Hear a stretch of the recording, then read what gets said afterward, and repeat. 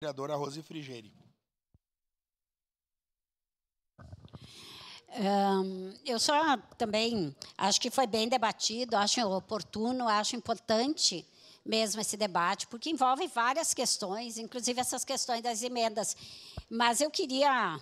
Para declarar o voto. Concordar aqui com o vereador Ramon, que antecedeu antes, né, e dizer que essa questão dos secretários é bem complicada. Eu já levei secretário há muito tempo. Em 2021, não canso de falar, eu era suplente, levei um secretário num bairro, numa reunião chamada por mim, e que ele saiu de lá aplaudido. Devia ter umas 20 e poucas pessoas, era uma rua, na verdade. Saiu de lá aplaudido, e porque ia resolver aquilo. 2021, um dos secretários mais badalados do governo Adiló. Até hoje não foi resolvido. E o que acontece? A comunidade cobra de mim.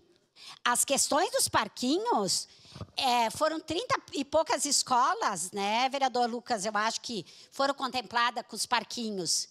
E nós fizemos um levantamento das escolas que era preciso e tal, comunicamos as direções, não tinha nem terminado o ano, as novas direções, perguntando para nós do parquinho, que a Denise ia fazer, ia entregar para a escola, não sei o quê, e a gente não tinha o que dizer, porque a gente não sabe.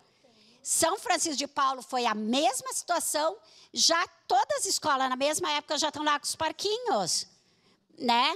Então, vamos dizer, não, é que a desculpa foi das emendas PIX, isso e aquilo. Então, pode ser feito.